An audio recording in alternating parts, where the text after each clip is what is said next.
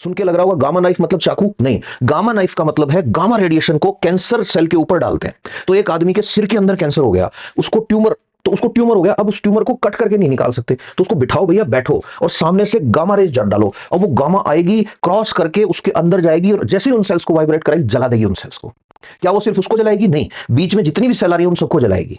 इसीलिए इसको gamma knife बोलते हैं। तो आदमी को एक हेलमेट पहनाते हैं, उस हेलमेट में छेद होता है, उस छेद में से सिर्फ उस जगह जाएगा जहां उसके कैंसर ठीक करना है आपको। कैसी थी? तो हमने तो देखा था कि अर्थ जो थी वो तो फायरबॉल स्टेट में थी। फायरबॉल स्टेट का मतलब क्या है कि अर्थ जो है वो तो उस टाइम आग का गोला थी। तो आग का गोला थी, तो अगर उस टाइम यहां से यहां कोई लाइफ आई भी होगी, तो वो आई थी तब तो लाइफ थी, लेकिन उसकी तुरंत क्या हो जाती? डेथ हो जाती, डिस्ट्रॉय हो जाती वो। ये साहब नहीं, इसका आंसर तो हमारे पास नहीं है। तो question number 1, earth was hot, तो कैसे ये बचे ऑर्गेनिक मॉलिक्यूल्स? दूसरा क्वेश्चन, हम सब ने देखा कि शुरू में ऑक्सीजन ही एब्सेंट थी, तो जब ऑक्सीजन एब्सेंट थी तो वहां से यहां लाइफ आई, वो बची कैसे? फिर तीसरा क्वेश्चन, जो और भी गजब का क्वेश्चन है, जिसका आंसर बहुत मुश्किल है देना, वो क्या है कि ये जितने भी मीटियोराइट मिलते हैं, जितने भी उल्का पिंड मिलते हैं, ये तो अपर लेयर में है ना। अपर लेयर्स मतलब अर्थ के ऊपर पड़े हैं ये, लेकिन लाइफ जो है, लाइफ के सबूत कहां पड़े हैं? लाइफ के सबूत रॉक्स के नीचे दबे पड़े हैं। नमस्कार टू एवरीवन, एक और सेशन में वेलकम है आपका। चलिए पहले थोड़ा सा रिकैप करवा देते हैं आपको। हम बात कर रहे थे सबसे बड़ी पहेली का जवाब खोजने की। सबसे बड़ी पहेली क्या कि ये दुनिया कैसे बनी, और इस दुनिया के बनने के बाद इस दुनिया में जीवन कैसे आया, existence of life. Existence of life को पढ़ते टाइम हमने कहा था दुनिया में बहुत सारी थियरीज हैं। उन सारी थ्योरीज को हमने अलग अलग जगह जब इकट्ठा करना शुरू किया, तो हमें पता लगा एक बॉक्स बना जिसका नाम था विशेष सृजन का सिद्धांत। हमने कल बात की थी। विशेष सृजन का सिद्धांत का मतलब ऐसा सिद्धांत जो ये कहता है कि इस दुनिया में जीवन जो आया वो कोई दिव्य अलौकिक शक्ति लेके आई। और हमने ये भी देखा कि इसकी सबसे बड़ी कमी क्या है कि ये सिर्फ उन्हीं जीवों की बात करता है जो जीव आज हैं और वैसे हैं जैसे आज हैं। यानी ये सारी की सारी थ्योरीज उस टाइम लिखी गई जिस टाइम आदमी आज जैसा बन चुका था। लेकिन फॉसिल्स और इस पूरी दुनिया का जो रिकॉर्ड है वो तो ये बोलता है कि नहीं, ऐसा नहीं था। लाइफ ऐसी नहीं आई थी जैसी आज दिखती है। फिर हम दूसरी तरह की थ्योरीज पर जाते हैं जिन्हें कहा हमने स्वतः जनन के सिद्धांत। स्वतः जनन का मतलब कि अपने आप ही लाइफ आई, मतलब स्पॉन्टेनियस जनरेशन, कि नॉन लिविंग थिंग्स जो हैं उनसे लिविंग थिंग्स पैदा होती हैं। इसके समर्थक एक यूनानी थे जिनका नाम था अरस्तु, एरिस्टोटल, जिन्होंने क्या बोला था? एरिस्टोटल ने बोला था कि भाई अपने आप जीवन पैदा होता है। इजिप्ट वाले जो साइंटिस्ट थे वो बोला करते थे कि बारिश जब होती है तो मछलियां पैदा हो जाती हैं, कोई घोड़े की पूंछ में से कीड़े पैदा करता था, कोई कुछ करता था। और फिर आते हैं लुईस पाश्चर, जिनके नाम पे दूध का पाश्चुरीकरण वाला प्रोसेस है उसको रखा गया। लुईस पाश्चर ने क्या किया था? लुईस पाश्चर ने, आपको याद हो तो, उन्होंने 3 फ्लास्क लिए थे। एक में उन्होंने मांस लिया और उस मांस को खुला छोड़ दिया, थोड़े टाइम बाद वो सड़ गया। दूसरा मांस लिया, उसको उन्होंने उबाला और फिर रखा और खुला छोड़ दिया, वो थोड़ा बाद में सड़ा। टाइम नोटिस कर रहे थे वो। और तीसरा जो फ्लास्क था, तीसरे फ्लास्क में उन्होंने क्या देखा कि तीसरे फ्लास्क को उन्होंने उबाला, उसकी गर्दन मोड़ी और उसको सील कर दिया। और फिर उन्होंने बताया कि भैया देखो, इस तीसरे वाले फ्लास्क का मांस सबसे लेट सड़ रहा है। इसका मतलब क्या है? इसका मतलब यह है कि जो सड़न पैदा करने वाले बैक्टीरिया है वो अंदर से पैदा नहीं हो रहे, क्योंकि अंदर से अगर पैदा हो रहे होते तो तीनों में होते। तो क्या होगा कि इसका मतलब यह है कि ये बाहर हवा में थे और हवा में से आए। तो जो लुईस पाश्चर था, यहीं तक हम पहुंचे थे कि लुईस पाश्चर ने कैसे इसका खंडन किया या कैसे इसको बताया। तो लुईस पाश्चर ने 3 फ्लास्क लिए थे, इस तरह के लंबी गर्दन वाले फ्लास्क थे उनके पास, उन्होंने लिए, एक ये ले लिया उन्होंने। इसके अंदर क्या डाला इन्होंने? इसमें इन्होंने मांस डाला और साथ में शुगर सिरप भी डाला, शुगर सिरप भी डाला। फिर दूसरा फ्लास्क कैसा लिया इन्होंने? दूसरा फ्लास्क ऐसा लिया, ऐसे गर्दन ऐसी थी उसकी, लाइक दिस। इसमें इन्होंने मांस डाला, साथ में शुगर का सिरप डाला, और नीचे से इसको इन्होंने पहले से क्या कर दिया था? बॉईल कर दिया था, बॉइल्ड था ये। तीसरा फ्लास्क जो था उसमें उन्होंने क्या किया था कि फ्लास्क तो ऐसा ही था, लेकिन इस वाले फ्लास्क की जो गर्दन थी वो इन्होंने सील कर दी थी, सील्ड नेक, ऐसे सील कर दी थी। यहां पे मांस था, साथ में शुगर सिरप था, और ये बॉइल्ड था, ये भी बॉईल करके रख दिया था इसको इन्होंने। तो अब लुईस पाश्चर क्या देखते हैं कि ये वाला जो था मांस वाला, ये जल्दी सड़ा, ये जो था ये थोड़े टाइम बाद सड़ा। और ये जो था ना, ये बहुत टाइम तक नहीं सड़ा। तो यहां से उन्होंने क्या कहा कि देखो, अगर जीवन अंदर से पैदा हो रहा होता, कि भाई आप यही तो कह रहे हो सड़ा कौन रहा है, कि जीवाणु सड़ा रहे हैं, बैक्टीरिया सड़ा रहे हैं, और अगर अंदर से पैदा हुआ होता तो ये जल्दी क्यों सड़ा, क्योंकि ये ओपन है। तो लुईस पास्चर ये कहते हैं कि जो बैक्टीरिया है या जो माइक्रो ऑर्गेनिज्म है या जो छोटे वाले जो जीवाणु हैं, वो अंदर से पैदा नहीं हो रहे इस मांस के, बाहर से आ रहे हैं इसके अंदर, कि साहब बाहर से इसके अंदर आ रहे हैं और तब कंटामिनेट कर रहे हैं इसको ऐसे, कि अच्छा कि हाँ जी। तो इसको इन्होंने कहा कि इसका मतलब स्पॉन्टेनियस जनरेशन की जो बात आप करते हो, कि स्पॉन्टेनियस जनरेशन कि मरी हुई चीजों से नई चीजें पैदा होती हैं, दैट इज रॉन्ग। और यहीं से फिर साइंस आगे अब निकलेगी ये सोचते हुए कि फिर कैसे पैदा होता है। तो फिर आता है कि जीवन जो है, अगले पे चलते हैं, कि जीवन बाहर से आया साहब, कि ये क्या चीज होता है, कि बाहर से आया का मतलब क्या है, इसको बोलते हैं थ्योरी ऑफ पेंस्पर्मिया। पेंस्पर्मिया बड़ी इंटरेस्टिंग चीज है। अब आप देखो, आपकी ये जो क्लासेस है ना, ये इतनी इंटरेस्टिंग चीज है, मैं ऑलमोस्ट ऑन एन एवरेज बताऊं 13 से 14 घंटे पढ़ना और पढ़ाना दोनों काम कर चुका हूं सुबह से अब तक। हाँ बिल्कुल एग्जैक्टली 13 से 14 घंटे हो गए लगभग। और आप ये देख लो कि इतना होने के बाद खाना खाते ही मेरे को ये जोश है कि मेरे को ये क्लास रिकॉर्ड करनी है भाई। कि क्यों, सबसे ज्यादा मजे इसी क्लास में आते हैं। कि क्यों आते हैं, इसमें बातें ही वो हैं जो अपने आप आदमी के दिमाग को तरोताजा कर देती हैं। कितनी सोचने की बात है कि जीवन कैसे आया, एक ऐसी पहेली, अच्छा इनके जवाब खोजने के लिए पता नहीं कितनी कितनी चीजें लोगों ने की होंगी। हमें तो सिर्फ पढ़नी ही तो है, तो अपने आप एनर्जी आ जाती है ऐसे कि नहीं यार ये तो करके सोएंगे, मजा आएगा इसमें। और करके सोएंगे का भी मतलब ऐसे नहीं फटाफट फटाफट ऐसे करना, नहीं, डिस्कशंस के साथ साथ, बिल्कुल वैसे ही शिद्दत के साथ, जितनी शिद्दत के साथ तब कर रहे होते बात जब मैं क्लास में इधर खड़ा होता और आप ऐसे बेंचेस पे बैठे होते, तब भी ऐसे ही करता मैं। ठीक है, चलो खैर छोड़ो। तो ये इतनी इंटरेस्टिंग चीज क्यों है कि पेंस्पर्मिया वाले क्या बोलते हैं, ये बोलते हैं कि जीवन, जीवन जो है वो कोई बोलता है दूसरे ग्रह से आया, कोई बोलता है कहां से आया, अंतरिक्ष से आया। तो पेंस्पर्मिया थ्योरी क्या बोलती है कि लाइफ जो है वो स्पेस में से आई। तो पेंस्पर्मिया थ्योरी ये बोलती है कि लाइफ कहां से आई, स्पेस में आई, और स्पेस में से फिर यहां धरती पे आई। कि कैसे आई, तो इसके पीछे फिर ये नहीं कहते भगवान लाया, तो कैसे लाया, कि कॉमेट्स और मीटियोराइट्स से आई। कहां से आई, कॉमेट्स और मीटियोराइट्स। अब आपको पता होगा कि अंतरिक्ष से आया, और वो भी कैसे आया, अंतरिक्ष से या स्पेस से कैसे आया, कि जो धूमकेतु आते हैं या जो उल्का पिंड आते हैं उनसे आई। अब आपको पता होगा, रात को ऊपर देखते हैं तो अपन कह देते हैं तारा टूटा, एक्चुअल में तारा तो टूटता ही नहीं कुछ। तो क्या होता है, मीटियोराइट्स होते हैं। क्या होते हैं, मीटियोराइट्स होते हैं, या फिर कॉमेट्स होते हैं, धूमकेतु होते हैं, उल्कापिंड होते हैं। वो आते हैं, आते टाइम हवा में जल के और लाइट करते हैं ऐसे ऐसे ऐसे ऐसे।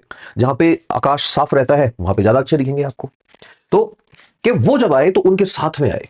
अब इस बात को वैज्ञानिक प्रमाण कौन देगा, तो इनके फेवर में कुछ प्रमाण है जो बहुत सोचने वाली बात है।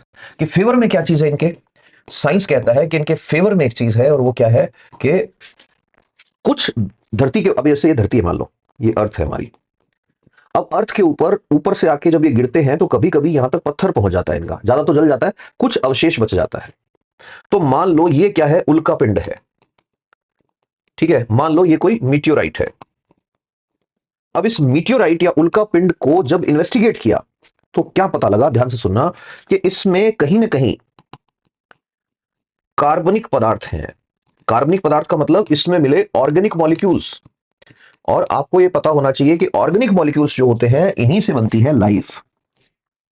तो इससे एक गजब की चीज पता लगी कि हो भी सकता है कि दूसरे ग्रह से जीवन यहां आया, हो सकता है दूसरे ग्रह से यहां जीवन आया हो। जितने भी साइंटिस्ट इनके फेवर में थे उन सबको कहा कि साहब ये किसके सपोर्टर है, पेनस्पर्मिया थ्योरी के सपोर्टर हैं। तो अब तक हमने 3 थ्योरी देखी। पहली थ्योरी कौन सी थी, पहली थ्योरी थी कि साहब दुनिया को बनाया किसने, कि सुपर क्रिएशन हुआ, भगवान ने बनाया, XYZ ने बनाया। उसको तो पूरी तरह रिजेक्ट कर दिया। फिर आता है कौन सा, स्वतः जनन का सिद्धांत, कि निर्जीव चीजों से सजीव पैदा हुआ। उसको लुईस पास्चर ने अकेले नहीं उसको डिस्ट्रॉय कर दिया, उसमें कुछ नहीं बचा। फिर आता है पेनस्पर्मिया सिद्धांत, ये कहता है कि दूसरे ग्रह से जीवन यहां आया या उल्का पिंडों के साथ जीवन यहां आया। अब इनके फेवर में तो ये चीज निकलती है कि उल्का पिंड जो मिले उनके अंदर ऑर्गेनिक मॉलिक्यूल मिले ऐसे जिनसे लाइफ का पता लगता है। लेकिन इनसे हमें अब क्वेश्चन पूछने पड़ेंगे, और उन क्वेश्चंस के आंसर अगर ये दे देंगे तो हम मान लेंगे, नहीं तो नहीं देंगे। अब क्या क्वेश्चन है, ध्यान से सुनना। पहला क्वेश्चन ये है कि जो अर्थ है, अर्थ ऐसी थी ही नहीं उस टाइम जिसकी आप बात कर रहे हो। कि कैसी थी, तो हमने तो देखा था कि अर्थ जो थी वो तो फायरबॉल स्टेट में थी। फायरबॉल स्टेट का मतलब क्या है, कि अर्थ जो है वो तो उस टाइम आग का गोला थी। तो आग का गोला थी, तो अगर उस टाइम यहां से यहां कोई लाइफ आई भी होगी तो वो आई थी तब तो लाइफ थी, लेकिन उसकी तुरंत क्या हो जाती, डेथ हो जाती, डिस्ट्रॉय हो जाती वो। कि साहब नहीं, इसका आंसर तो हमारे पास नहीं है। तो question number 1, earth was hot, तो कैसे ये बचे ऑर्गेनिक मॉलिक्यूल्स। दूसरा क्वेश्चन, हम सब ने देखा कि शुरू में ऑक्सीजन ही एब्सेंट थी, तो जब ऑक्सीजन एब्सेंट थी तो वहां से यहां लाइफ आई, वो बची कैसे। फिर तीसरा क्वेश्चन, जो और भी गजब का क्वेश्चन है, जिसका आंसर बहुत मुश्किल है देना, वो क्या है कि ये जितने भी मीटियोराइट मिलते हैं, जितने भी उल्कापिंड मिलते हैं, ये तो अपर लेयर में है ना। अपर लेयर्स मतलब अर्थ के ऊपर पड़े हैं ये, लेकिन लाइफ जो है, लाइफ के सबूत कहां पड़े हैं, लाइफ के सबूत रॉक्स के नीचे दबे पड़े हैं। जब खोदते हैं तो अंदर निकलता है, वहां कैसे पहुंची लाइफ।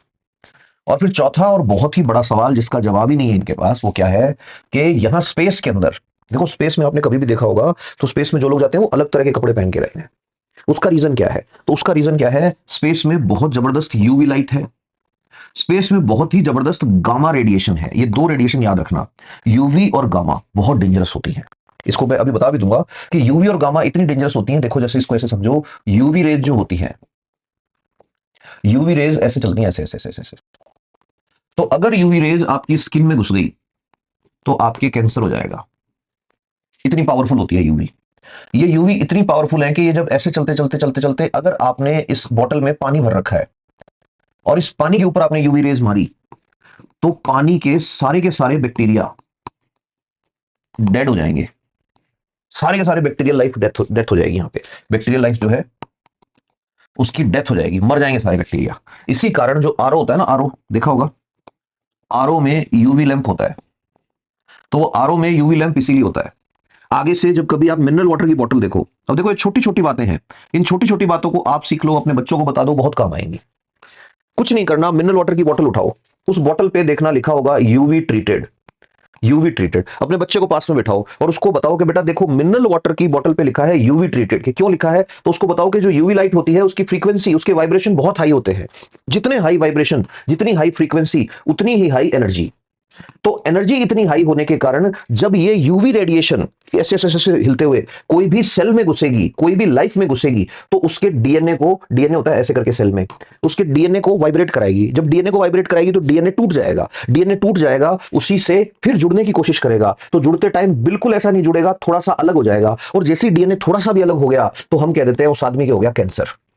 ये होता है कैंसर। फिर उस आदमी बच्चे को ये भी बताओ कि यही यूवी रेज, क्योंकि डीएनए को तोड़ रही है, आरएनए को तोड़ देगी, सेल को तोड़ देगी, इसलिए वो बैक्टीरिया जिसको हम देख नहीं सकते, उस बैक्टीरिया को मारने के लिए भी हम यूवी काम में लेते हैं। फिर उस बच्चे को लेके जाओ आरओ के पास, दिखाओ उसको कि देखो बेटा, अपना जो आरओ है ना, इस आरओ के अंदर भी लैंप लगा हुआ है और इस लैंप पे लिखा है यूवी।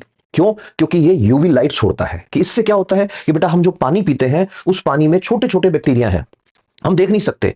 हम क्यों नहीं देख सकते? क्योंकि हमारी आंखें ऐसी किसी भी चीज को नहीं देख सकती जो 1 डिग्री के 60वें हिस्से से छोटा कोण बनाता हो, एंगल बनाता हो हमारी आंख के साथ, एक एंगल ऑफ विजन बनता है, ठीक है वो। तो बोले उनको हम देख नहीं सकते, लेकिन यूवी लाइट जब उस पर पड़ती है ऐसे ऐसे ऐसे होके, तो उसके वाइब्रेशन इतने हाई होते हैं कि उस बैक्टीरिया को झेल नहीं पाएगा और बैक्टीरिया मर जाएगा। इसीलिए स्पेस में जब कभी भी जाओगे तो हमेशा आपको अलग तरह का सूट पहनना पड़ेगा, क्योंकि जितने हाई वाइब्रेशन उतनी ही जल्दी सेल को मारेगा। अब यूवी इतनी जल्दी अगर सेल्स को मार रहा है, तो गामा जो है उसके वाइब्रेशन तो और भी हाई है। गामा तो 1 सेकंड में 10⁻25 वाइब्रेशन, 10⁻18 वाइब्रेशन करता है, ऐसे ऐसे ऐसे चलता है। अब इतने जबरदस्त वाइब्रेशन हो रहे हैं तो उसमें एनर्जी बहुत हाई है। सबसे हाई एनर्जी वाली, सबसे हाई वाइब्रेशन वाली इलेक्ट्रोमैग्नेटिक रेडिएशन है गामा। अब ये गामा जो है ना, गामा से बनता है गामा नाइफ। सुन के लग रहा होगा गामा नाइफ मतलब चाकू, नहीं, गामा नाइफ का मतलब है गामा रेडिएशन को कैंसर सेल के ऊपर डालते हैं।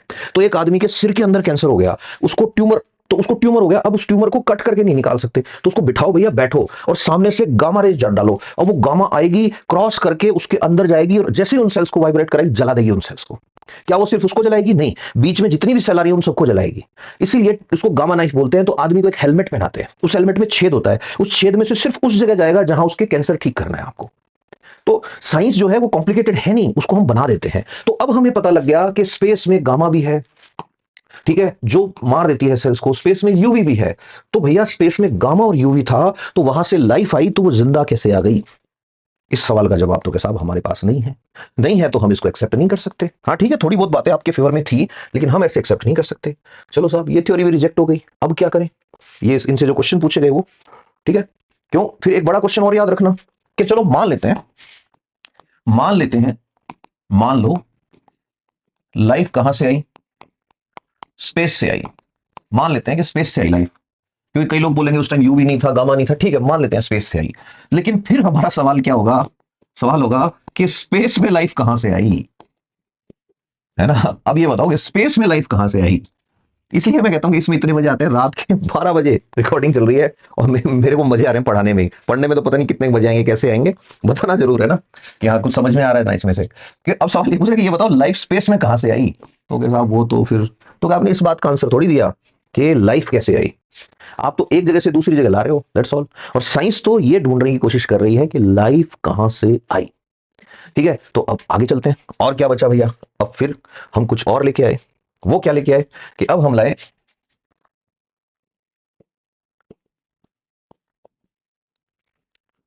Life from life theory. Life from life theory. Life from life theory क्या बोलती है? इसको हिंदी में कह देते हैं जैव जनन सिद्धांत। जैव जनन सिद्धांत। तो ये क्या है? ये मतलब ये मान के चलो कि ये कुल मिला के जो लुईस पास्चर ने एक्सपेरिमेंट किया था उससे रिलेटेड चीजें थी। तो दो साइंटिस्ट थे, एक का नाम था फ्रांसिस्को रेड्डी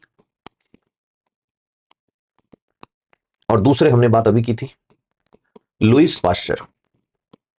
फ्रांसिस्को रेड्डी और लुईस पास्चर जो थे, इन दोनों ने इन्होंने ये कहा कि लाइफ जो है, जीवन जो है, जीवन पुराने जीवों से ही बनता है। तो इन्होंने गोलमाल सी बात करी थोड़ी, मतलब इन्होंने एग्जैक्ट आंसर नहीं दिया क्वेश्चन का। इन्होंने ये कहा कि जीवन जो है, लाइफ जो है, वो पहले से जो मौजूद जीवन होता है उसी से बनती है। कि ठीक है साहब। अब ये क्या बोलता है? ये बोलता है कि there is continuity of life. एक बात ये कर रहे हैं, दूसरी बात ये क्या कर रहे हैं? दूसरी बात ये कर रहे हैं कंटिन्यूटी ऑफ लाइफ। कि कंटिन्यूटी ऑफ लाइफ का मतलब क्या है? इसको कहते हैं जीवन जो है वो निरंतर है। क्या मतलब है निरंतर? मतलब लाइफ कभी रुकी ही नहीं, बस अपना क्या बदलती गई? अपना फॉर्म चेंज करती गई। फॉर्म चेंज का मतलब अपना स्वरूप क्या होती गई? वो चेंज करती गई। जीवन निरंतर था, है और रहेगा, ये बात कहते हैं। अब हम इनको बुलाते हैं और इनसे सवाल पूछते हैं। सवाल तो पूछने बनते हैं ना। हम ये कहते हैं कि भाई साहब हमने ये थोड़ी पूछा कि लाइफ आज जैसी है वैसी कहां से आई। हमारा तो सवाल ये है कि सबसे पहले वाली लाइफ कहां से आई? कंटिन्यू थी नहीं थी वो बाद की बात है, सबसे पहली लाइफ कहां से आई? वे करेंगे यार इसका आंसर तो हमारे पास भी नहीं है, तो क्या करें फिर? तो सीधी सी बात है, ये इस बात का जवाब नहीं दे सकते कि फर्स्ट लाइफ कैसे आई, नहीं है इनके पास। ये कंटिन्यूएशन की बात करते हैं, इनिशियली कैसे आई लाइफ इसकी बात नहीं कर सकते।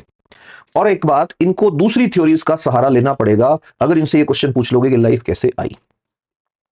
फिर कौन आया? आगे चलते हैं। फिर साइंटिस्ट का एक नया गुट आया, ये थोड़ी अलग तरह की बात करेंगे। इनकी जो थ्योरी है वो कहती है केमिकल से लाइफ बनी। जो केमिकल बन रहे थे ना, उन केमिकल्स से क्या बनी है? लाइफ बनी है। कि यार केमिकल से लाइफ कैसे बनी, बताओ जरा हमें। तो ये कहते हैं कि हाँ बिल्कुल बताएंगे, थोड़ा सा डिटेल में बताएंगे। पहले ये सुन लो कि ये जो केमिकल से लाइफ बनी, केमिकल से लाइफ की बात करते हैं, इसको कैमोजेनी कहते हैं। क्या बोलते हैं इसको? कैमोजेनी। ये थोड़ा पावरफुल सिद्धांत है और इसके खिलाफ भी नहीं जा सकते बहुत ज्यादा, आप इसमें कमियां नहीं निकाल सकते बहुत ज्यादा। कीमोजेनी या कैमोजेनी कह देते हैं इसको। कीमोजेनी या कैमोजेनी सिद्धांत क्या कहता है? ये कहता है साहब कि देखो जीवन जो है, जीवन वो क्या है? कि क्या है जीवन? तो क्या देखो जीवन को ऐसे समझो, रिवर्स चलो। ये कहते हैं कि रिवर्स कैसे चले, तो चलो यहां समझा देता हूं मैं थोड़ा सा। ये कहते हैं कि चलो आज मान लो ये एक आदमी खड़ा है, यहां साहब कर दिया खड़ा आदमी को। अब ये जो आदमी खड़ा है, इस आदमी की बॉडी में है तो केमिकल ही ना, कि हाँ है। कि किस किस चीज से बना है ये बॉडी? तो ये कहते हैं कि साहब पानी से बना है, कि हाँ। ये कहते हैं साहब बहुत सारे कार्बोहाइड्रेट्स हैं, कार्बोहाइड्रेट्स होते हैं शर्करा, हाँ साहब। और क्या है? फैट है, यानी कि वसा है। और क्या है कि साहब प्रोटीन्स हैं। और क्या है कि साहब बहुत सारे विटामिन है आदमी में। और क्या है कि साहब बहुत सारे खनिज हैं। ये खनिज क्या होते हैं? खनिज होते हैं मिनरल्स। इतनी सारी चीजें आदमी के अंदर है, यहां साहब है। अब ये पूछ रहे हैं कि जो इतनी सारी चीजें हैं, ये जो इतनी सारी चीजें हैं, ये है क्या अल्टीमेटली? कि अल्टीमेटली क्या है? कि अल्टीमेटली ये सारे के सारे क्या हैं? केमिकल्स हैं। और कैसे? कॉम्प्लेक्स केमिकल्स हैं। कॉम्प्लेक्स का मतलब जटिल रसायन है। कि हाँ साहब, जटिल रसायन है, कॉम्प्लेक्स केमिकल्स हैं। अब ये जो कॉम्प्लेक्स केमिकल्स हैं, ये या जटिल रसायन, ये किससे बने होंगे? तो क्या साहब, ये पुराने टाइम में, तो अब तो उल्टा चल रहे हैं ना, तो इस तरफ लगाएंगे ऐसे कि कॉम्प्लेक्स केमिकल और कॉम्प्लेक्स केमिकल्स आपस में मिल गए, चलो मिला दो इनको।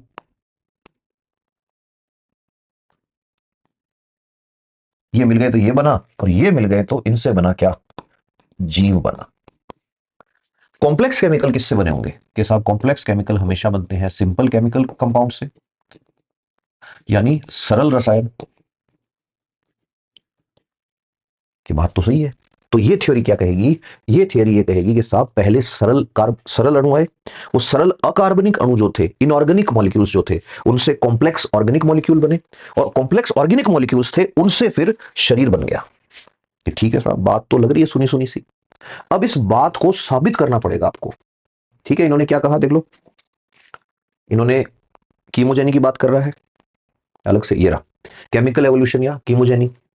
अब ये क्या बोल रहे हैं? जो बोल रहे हैं वो यहां लिखा हुआ भी है कि रसायनों से बनी लाइफ। कि ठीक है भाई। अच्छा, इसकी बात करने वाले कौन लोग थे?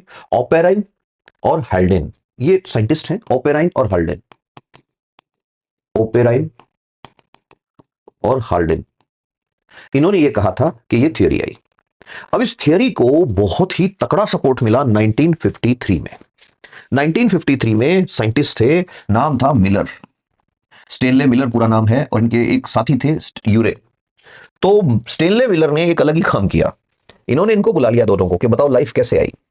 तो इन्होंने इनको बताया, ध्यान से सुनना, स्टेनले मिलर को, जो हेल्डन और ये थे, इन्होंने दोनों ने क्या बताया कि साहब देखो, ओपेरिन और हेल्डन ऐसे इमेजिन करो यहां बैठे हैं, और इधर स्टेनले मिलर है। स्टेनले मिलर के साथ कौन है? उनके चेले हैं या उनके साथी हैं, हेराल्ड यूरे नाम था उनका। यूरे लिखते हैं, बोलते यूरे हैं उनको, हेराल्ड यूरे। तो ये दोनों बैठे हैं इधर, ये सुन रहे हैं इनकी बात। अब वो कहानी सुना रहे हैं जैसे मैं आपको सुना रहा हूं कि पहले अर्थ जो थी ना, अर्थ बहुत ही गर्म थी, अर्थ पे ऑक्सीजन भी नहीं थी, अर्थ पे पानी था, अर्थ पे जहरीली गैसें थी। कि कौन कौन सी थी? मीथेन थी, अमोनिया थी, हाइड्रोजन थी। अर्थ पे आग जलती थी, अर्थ पे बिजली गिरती थी। तो इस थ्योरी का बेसिस क्या है? ध्यान से सुनना। इस थ्योरी का पहला बेसिस क्या है? ये बात ही उस टाइम की कर रहे हैं कि अर्थ वॉज वेरी हॉट, बहुत गर्म थी। कि ठीक है साहब। दूसरी बात क्या कह रहे हैं ये? दूसरी बात ये कह रहे हैं कि अर्थ पे उस टाइम पे पानी था, लेकिन गर्मी इतनी थी कि पानी जो था ना, वो किस फॉर्म में था? वाष्प में बदलता था पानी। ये ठीक है साहब। अब भाप बन के ऊपर जाती थी, तो लगातार क्या होती थी? बारिश होती थी। अब बारिश होती थी लगातार, और साथ में बहुत सारी बिजली गिरती थी, कंटिन्यू बिजली गिरती थी, ऐसे बम बम बम। इमेजिन करो, जितनी बारिश हो रही है उतनी बिजलियां गिर रही है ऊपर से, बहुत जबरदस्त वाली। ठीक है। फिर क्या बोल रहे हैं कि धरती पे उस टाइम ऑक्सीजन नहीं थी। कि तो क्या था साहब? कि ऑक्सीजन नहीं थी, लेकिन उस टाइम कुछ गैसें थी, CH4 गैस थी, मीथेन थी, और ये तो थी भी खैर उस टाइम। अमोनिया गैस थी, NH3 ammonia gas, hydrogen gas थी। इतनी चीजें इन्होंने कहा थी उस टाइम। कि ठीक है साहब। फिर क्या हुआ? तो ये बता रहे हैं कौन? ओपेरिन और हाल्डेन, कि इन सारी चीजों से, इन सारी चीजें जो थी, ये मिलती रही आपस में बार बार बार बार। तो ऐसे समझ लो, एक हमारी जो अर्थ है, अर्थ उस टाइम एक कढ़ाई बनी हुई है, कढ़ाई बहुत बड़ी। उस कढ़ाई में ये सारी चीजें चढ़ा ली, और जैसे गाजर का हलवा बनाते हैं ना, ऐसे चलाए जा रहे हैं, चलाए जा रहे हैं, चलाए जा रहे हैं कंटिन्यू, ऊपर से बिजलियां गिरे जा रही हैं। तो ये थियरी जो कह रही है, थियरी कह रही है कि सब लाइफ कैसे आई? कि लाइफ आई, सबसे पहले अर्थ बनी, यूनिवर्स बना, फिर सबसे पहले क्या बने? इनऑर्गेनिक मॉलिक्यूल बने, और इनऑर्गेनिक से फिर ऑर्गेनिक बने, और ऑर्गेनिक से कॉम्प्लेक्स बने, और कॉम्प्लेक्स से क्या बनी? लाइफ बनी। 5 स्टेज बताता है ये, मैंने बताई थी आपको 5 स्टेज में। पहली स्टेज क्या है? कि क्रिएशन ऑफ यूनिवर्स, मतलब ब्रह्मांड बना। ये हमने बात करी ली थी कैसे बना। ब्रह्मांड के साथ ही कहते हैं अर्थ बनी, ये भी हमने देख ली थी कैसे बनी। फिर दूसरी बात ये क्या कहते हैं, ध्यान से सुनना, कि अर्थ के ऊपर लगातार चीजें इकट्ठी हो रही हैं, तो शुरू में इनऑर्गेनिक, इनऑर्गेनिक मतलब जिसमें कार्बन नहीं है, अकार्बनिक रसायन बने, अकार्बनिक रसायन बने। और फिर अकार्बनिक रसायन जो थे, इन अकार्बनिक रसायनों से क्या बने? कार्बनिक रसायन बने। और जो कार्बनिक रसायन थे, इनसे ये कह रहे हैं जटिल रसायन बने, और जटिल रसायन जो थे, इनसे कोशिका बनी। मतलब आत्मा परमात्मा कोई कुछ नहीं है, सारी चीजें केमिस्ट्री है। सब भूल जाओ, आत्मा वात्मा सब, ये सीधी बात है, केमिस्ट्री से बनी है लाइफ तो अब स्टेनले मिलर और हेरोल्ड यूरे, स्टेनले मिलर और हेरोल्ड यूरे अब ये एक गजब का काम करेंगे। वो गजब का काम क्या करेंगे, ये देखो, इसको कहते हैं स्टेनले मिलर का एक्सपेरिमेंट। इन्होंने क्या किया, इन्होंने कहा चलो उस टाइम जो परिस्थितियां थी उन्हें पैदा किया जाए फिर से, उस टाइम जो कंडीशन थी उन कंडीशंस को फिर से पैदा करते हैं। तो बजाय डायग्राम बनाने के अपन इंटरनेट से उठा लेते हैं, सो दैट उसमें अच्छा भी रहेगा डायग्राम और इजीली समझ में भी आ जाए। जितना टाइम इसमें जाएगा बनाने में उतनी देर में समझा दूंगा मैं आपको। चलो साहब,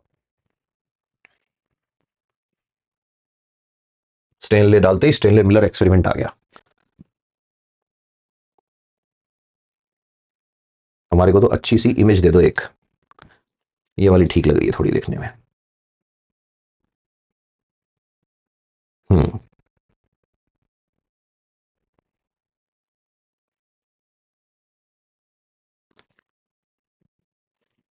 चलो साहब इसको वहां ले चलते हैं अपने में।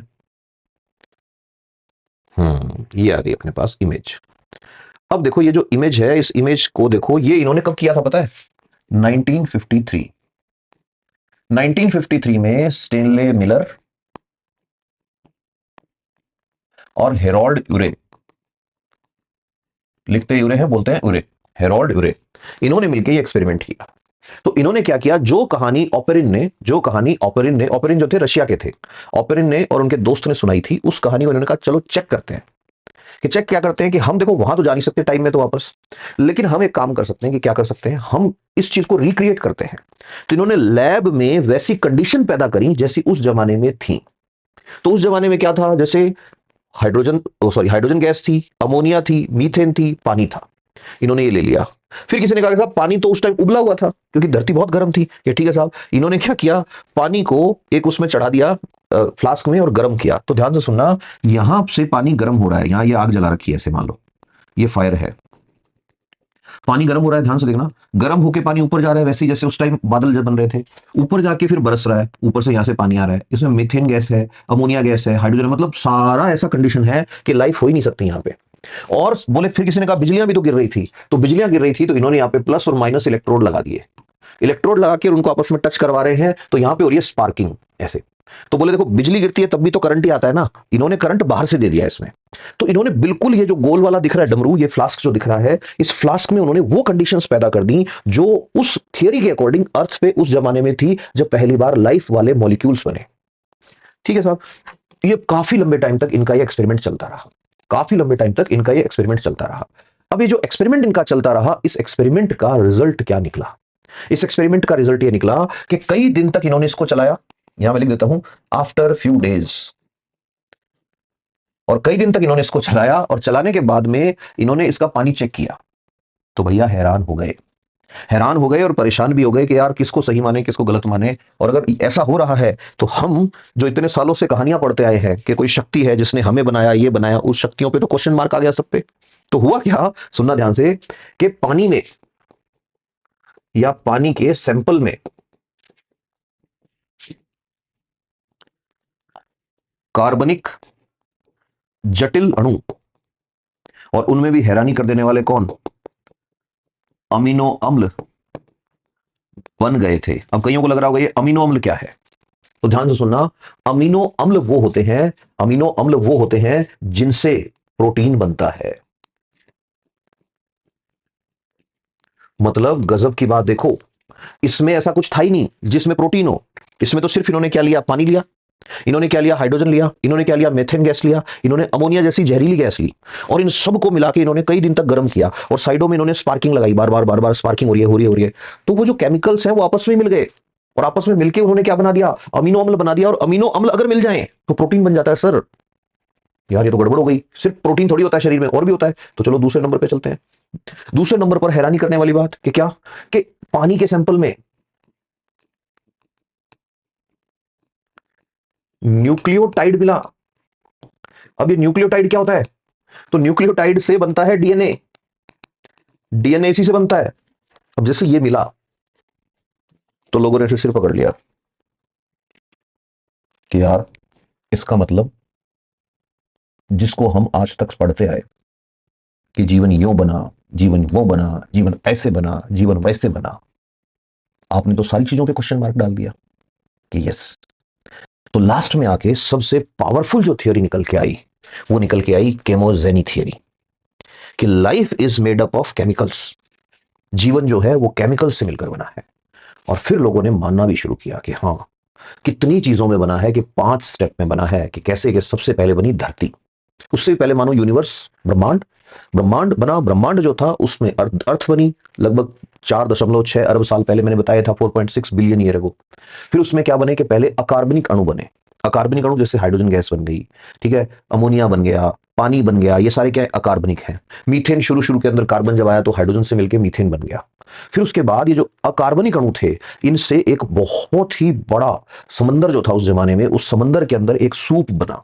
सूप बनाते ना टमाटर का सूप, वैसे सूप बना। अभी जो सूप बना, इस सूप के अंदर जब लगातार बिजलियां गिरती रही, गर्म होता रहा होता रहा होता रहा, तो अमाइनो एसिड बन गए। इसी के अंदर शुगर बन गई, इसी के अंदर क्या बन गए, नाइट्रोजन बेस बन गए। अमाइनो एसिड थे, उनसे आगे जाके प्रोटीन बनी, प्रोटीन बनी, ठीक है। जो न्यूक्लियोटाइड थे वो आरएनए डीएनए बनाएंगे। और जो बाकी जो बन गया उससे फैट बनेगी, उससे क्या बनेगा, उससे कार्बोहाइड्रेट बनेगा। और जब कार्बोहाइड्रेट फैट ये सब बन गया तो इन्हीं से तो सेल बनेगी ना, इन्हीं से क्या बनेगी, सेल। और सेल बन गई तो लाइफ बन गई। तो इसका मतलब ये हुआ कि हमें एक पावरफुल चीज मिल गई। तो इसके अंदर स्टेजेस हैं। पहली स्टेज क्या कहती है, कि धरती बनी 4.6 बिलियन साल पहले, कि ठीक है साहब। जब बनी तो इसके ऊपर पानी बना, इसके ऊपर पानी भी किस फॉर्म में बना, वेपर, वाष्प के रूप में।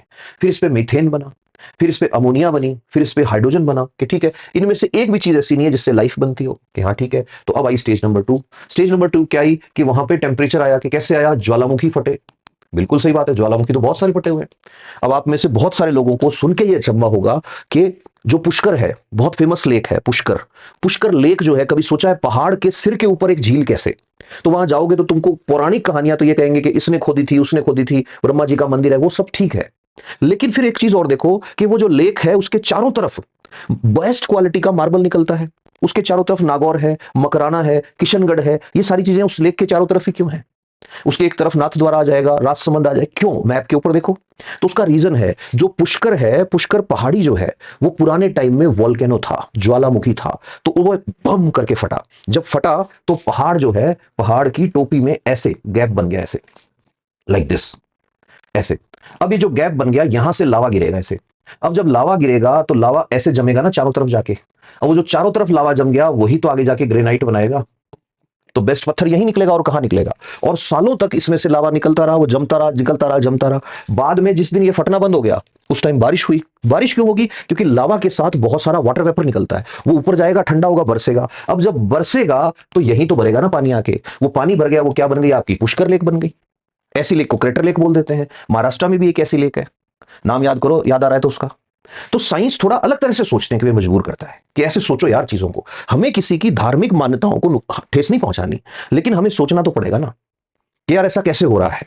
तो जैसे ही वोल्केनिक एक्टिविटी हुई, कि ठीक है साहब, सब उबल गया, ठीक है, मीथेन बन गया, वाटर बन गया, ये सब है, अमोनिया बन गया, हाइड्रोजन बन गया। अब ये जो गैसेस बनी, ये सारी की सारी गैसेस क्या करेंगी, इनऑर्गेनिक कंपाउंड बनाएंगी। और इनऑर्गेनिक कंपाउंड जो है, मैंने बताया था, ये घुल जाएंगे तो एक सूप बनेगा, जिसको इन्होंने कहा प्राइमोर्डियल सूप। इसी से लाइफ निकली है, इसको प्राइमोर्डियल सूप कहते हैं। और प्राइमोर्डियल सूप जो था, उसके अंदर अमीनो एसिड बने, शुगर बनी, नाइट्रोजन बना, मैंने बताया। और इसको सपोर्ट किसने किया, मिलर और उरे के एक्सपेरिमेंट ने सपोर्ट किया, तकड़ा सपोर्ट किया इसको। फिर उसके बाद इन्होंने कहा इससे बने आरएनए और डीएनए, इससे क्या बने, आरएनए और डीएनए। और फिर उनसे क्या बनी, सेल। कि पहले सेल लाइक स्ट्रक्चर बनी, और उससे फिर आगे जाके सेल बन गई। कि कैसे, कि आरएनए बना, फर्स्ट जेनेटिक मटेरियल सबसे पहले क्या बना, आरएनए। आरएनए डीएनए क्या होता है, इसकी बात अभी करेंगे। इससे क्या बनी, फिर पहली सेल बनी। और पहली सेल जो थी, ये एक बैक्टीरिया था। ध्यान सुनना, पहली सेल एक बैक्टीरिया था। ये बैक्टीरिया पानी के अंदर गया, ये बैक्टीरिया पानी के अंदर गया, और पानी के अंदर जाके इस बैक्टीरिया की वजह से ऑक्सीजन रिलीज हुई। इस बैक्टीरिया की वजह से क्या हुई, ऑक्सीजन रिलीज हुई। और फिर धीरे धीरे धीरे धीरे लाइफ जो है वो आगे बढ़ना शुरू हुई। तो इसका मतलब ये हुआ कि हम अब इस चीज को एंड करते हुए ये कह सकते हैं कि लाइफ ना तो किसी दैवीय शक्ति का परिणाम है, ना ही लाइफ का बनना किसी बाहर के ग्रह का रिजल्ट है। लाइफ कैसे बनी, लाइफ बनी केमिस्ट्री से। और कैसे बनी, इसको दोबारा करके भी दिखा दिया इन्होंने।